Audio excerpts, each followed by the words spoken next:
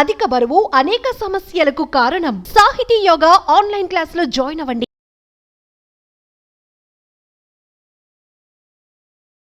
Hello viewers, welcome to Suman TV. So చాలా వరకు కూడా మనం అనుకుంటూ ఉంటాం ఈ ఫుడ్ తింటే బరువు అనేది పెరుగుతాం, సో ఇది తినకపోతే బరువు తగ్గుతాం అని చెప్పేసి అనుకుంటూ ఉంటాం. నిజంగానే ఫుడ్ అనేది మన బాడీలో అంటే ఒబేసిటీ పెరగడానికి ఒక మెయిన్ రీజన్గా చెప్పుకోవచ్చా? ఒకవేళ అలా ఉంటే మనం ఫుడ్ తగ్గిస్తే బరువు తగ్గిపోతామా? సో ఇలాంటివన్నీ విషయాలు చెప్పడానికి ప్రస్తుతం మనతో పాటు ఉన్నారు డాక్టర్ రాజేష్ గారు. మాట్లాడేద్దాం. నమస్తే సార్. నమస్తే. సార్, ఫుడ్ ఇంటేక్ తగ్గిస్తే బరువు తగ్గిపోతారు అని అడుగుతూ ఉన్నారు సో చాలామంది. నిజంగానే ఇది నిజమంటారా? లేకపోతే జస్ట్ ఫుడ్ తగ్గిస్తే కాదు, దాంతోపాటు ఇంకేమన్నా యాక్టివిటీస్ చేయడం ఇలాంటివి ఉన్నాయి అంటారా? బేసిక్లీ ఏంటంటే ఇది నా పర్సనల్ ఒపీనియన్. సో ఎక్సర్సైజ్ ఏదైతే చేస్తామో ఆ ఎక్సర్సైజ్లో డిఫరెంట్ ఫార్మ్స్ ఆఫ్ ఎక్సర్సైజ్ చేస్తుంటే అది బాడీలీ బెనిఫిట్స్ కోసం చేస్తాం. సో ఫర్ ఎగ్జాంపుల్ వాకింగ్ వల్ల ఏం జరుగుతుంది? క్యాలరీస్ బర్న్ అవుతాయి. డయాబెటీస్ ఉన్న వాళ్ళకి షుగర్స్ ఇంప్రూవ్ అవుతాయి.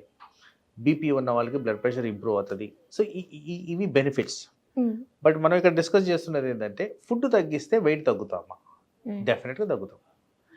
ఫుడ్ డిప్రవేషన్ ఇచ్చినప్పుడు మనకి బాడీలో ఉన్న ఫ్యాట్ స్టోర్స్ యూటిలైజ్ అవుతాయి. సో మీరు తినకుండా ఉంటే ఆల్టర్నేటివ్ పాత్వే ద్వారా మనకి ఎనర్జీ అనేది ప్రొడక్షన్ అనేది స్టార్ట్ అవుతుంది. సో డెఫినెట్గా simple straight forward thing, food తగ్గిస్తే వెయిట్ తగ్గుతారు. దాంట్లో డిస్కషనే లేదు. మరి నా క్లినికల్ ప్రాక్టీస్లో చాలా మటుకు నేను వింటున్నది ఏంటంటే, సార్ నేను ఏమి తినను సార్, అయినా కానీ ఇలా వెయిట్ పెరుగుతుంది. ఇది చాలా ఫ్రీక్వెంట్గా వింటున్న క్వశ్చన్. ఇక్కడ ఏంటంటే every person is different from another person. ఇద్దరు పర్సన్స్ని సిమిలర్గా కంపేర్ చేసుకోవడానికి లేదు. ఎందుకు? సింపుల్ ఫ్యాక్ట్ ఏంటంటే ఒక్కొక్కరికి ఒక్కో విధంగా బేసల్ మెటబాలిక్ రేట్ అంటే క్యాలరీ ఎలా బర్న్ అవుద్ది అనేది వేరువేరుగా ఉంటుంది. ఇద్దరికి సమానంగా ఉండదు. ఇద్దరు చేసే యాక్టివిటీ సమానంగా ఉండదు. ఇద్దరికున్న మజిల్ మాస్ సమానంగా ఉండదు. సో అందుకోసం ఎవరిది వారిదే ఆ విధంగా మనం కేటగరైజ్ చేసుకోవాలి. 3 పూట్ల తింటేనే తిన్నట్టు అనేది రాంగ్ కాన్సెప్ట్. ఆకలి అయ్యి తింటే తిన్నట్టు ఇది కరెక్ట్ కాన్సెప్ట్. సో మనకు ఆకలి లేకుండా ఫోర్స్ఫుల్గా తినడం అనేది కరెక్ట్ కాన్సెప్ట్ అయితే కాదు. సో ఆ విధంగా చూసుకుంటూ పోతే మీరు తక్కువ చేసుకున్న ఆహారం వల్ల డెఫినెట్గా వెయిట్ మీద ఇంపాక్ట్ ఉంటుంది, వెయిట్ రిడక్షన్ జరుగుద్ది. అండ్ ఇక్కడ మళ్ళీ ఇంపార్టెంట్ థింగ్ ఏంటంటే యాక్టివిటీ ఉన్న టైంలో కన్జ్యూమ్ చేయండి, ఇన్యాక్టివ్ టైంలో కన్జ్యూమ్ చేయొద్దు. ఫర్ ఎగ్జాంపుల్ డే అంతా మీరు కన్జ్యూమ్ చేసిన దానివల్ల డెఫినెట్గా బెనిఫిట్స్ ఉంటాయి. నైట్ టైం కన్జ్యూమ్ చేసిన దానివల్ల డెఫినెట్గా అనర్థాలు ఉంటాయి. సో నైట్ టైం ఫుడ్ అనేది అవాయిడ్ చేయండి, డే టైం ఫుడ్ అనేది తినండి, అది కూడా క్యాలిక్యులేటెడ్గా తినండి. ఎప్పుడు చెప్తుంటాం ఒక యావరేజ్ పర్సన్కి ఎన్ని క్యాలరీస్ కావాలి అనేది చూసుకొని మీ యాక్టివిటీ బట్టి దానికి ఎంత అమౌంట్ రిక్వైర్మెంట్ ఉంటుంది అనేది డిసైడ్ చేస్తారు. అప్రాక్సిమేట్లీ అరౌండ్ 1500 to 2000 మధ్యనే రిక్వైర్మెంట్ అనేది ఉంటుంది. ఆ విధంగా దాన్ని క్యాలిక్యులేట్ చేసుకొని తింటే డెఫినెట్గా మనకి వెయిట్ మీద ఇంపాక్ట్ లేకుండా తగ్గించుకోవచ్చు. సార్, చాలామంది అడుగుతూ ఉంటారు, ఒకప్పుడు నేను చాలా తినేవాడిని, 6 పూటలు కూడా తిన్నాను, కానీ నేను అసలు బరువు పెరగలేదు. కానీ ఇప్పుడు ఒక 2 పూటలు తిన్నా సరే నా వెయిట్ అనేది చాలా ఎక్కువైపోతూ ఉంది. సో దీనికి కారణం ఏమై ఉండొచ్చు అని అడుగుతున్నారు. సో ఏంటి సార్ రీజన్? సో అగైన్ వయసు క్రమేణా వచ్చే మార్పుల్లో బాడీలో ఉన్న ఎనర్జీ లెవెల్స్ కోల్పోతారు. ఎవరైనా నార్మల్ థింగ్. దాంతోపాటు కోల్పోయేది ఆ energy consumption levels, activity levels, metabolic rate levels. So ఇవన్నీ కూడా ఎఫెక్ట్ అవుతాయి. సో వయసు పెరిగే కొద్ది బాడీలో ఆ స్పీడ్ అనేది తగ్గిపోద్ది, స్లో అయిపోతూ ఉంటారు. That is where consumption of calories అనేది తగ్గిపోతూ ఉన్నప్పుడు మీరు సేమ్ క్వాంటిటీ ఆఫ్ ఫుడ్ తీసుకుంటే ఎలా? దాని నెక్స్ట్ ఒక యంగ్ పర్సన్ ఎక్సర్సైజ్ యాక్టివిటీ వేరుగా ఉంటుంది. ఇప్పుడు 6 పూట్ల తినేవాళ్ళు ఉన్నారు అన్నారు. మరి 6 పూట్ల తినేవారు ఉన్నప్పుడు వాళ్ళ యాక్టివిటీ వేరే విధంగా ఉంటుంది. అది ఆటలు ఆడతారా, వర్క్ చేస్తారా, ఇంకో విధంగా ఉంటుంది. బట్ కాస్త వయసు పైబడిన వాళ్ళు ఎక్కువ శాతం రెస్ట్లో ఉంటారు. మరి వాళ్ళు 6 పూట్ల తింటే బాడీ సహించదు కదా, ఆ ఎనర్జీ రిక్వైర్మెంటే లేదు కదా.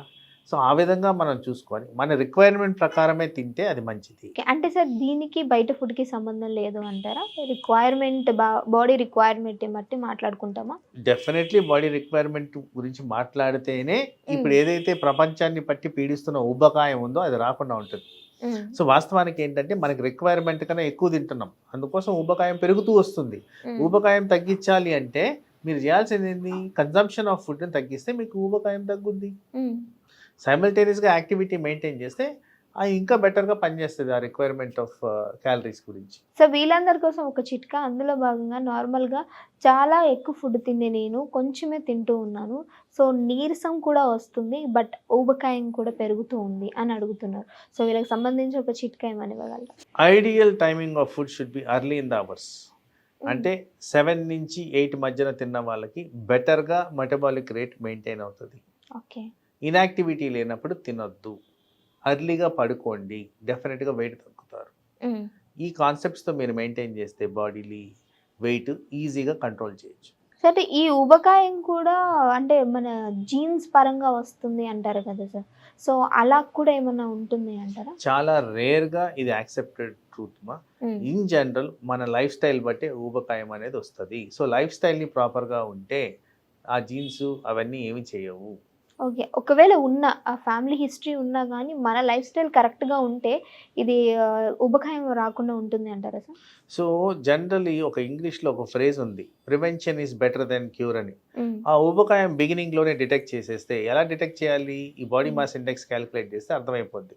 వెంటనే తగు చర్యలు, డైటీషియన్ని కలవడం, న్యూట్రిషన్ని కలవడం, ఫిజియోథెరపిస్ట్ని కలవడం, మన యాక్టివిటీ పెంచుకోవడం, ఫుడ్ తగ్గించుకోవడం, ఇలాంటివన్నీ చేస్తే ఈజీగా దీన్ని నివారించుకోవచ్చు. అలా కాకుండా అంత ముదిరిపోయిన తర్వాత అప్పుడు స్టార్ట్ చేస్తే డెఫినెట్గా డిలేడ్ మనకి రెస్పాన్స్ అనేది ఉంటుంది. అంటే ఇది ఒక పెద్ద సమస్య కదా సార్ ఊబకాయము అనేది. డెఫినెట్లీ. సో మరి ఇది తగ్గించాలి అని అంటే మొదటిగా మనం చేయాల్సిన పనులు ఏంటంటారు? Primary thing is awareness. మనలో మనం మార్పు తీసుకురావడం అనేది ఇంపార్టెంట్.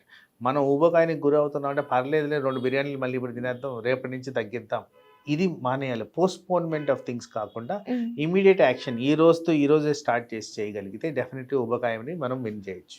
ఓకే సార్, చాలా చక్కటి ఇన్ఫర్మేషన్. సో ఊబకాయం అనగానే సో ఎక్కువ అధిక బరువు ఉంటున్నాం అని చెప్పేసి ఫుడ్ తగ్గించే వాళ్ళు కూడా ఉంటారు.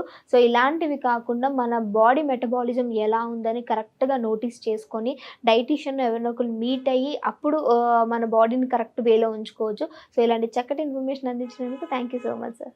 నమస్తే.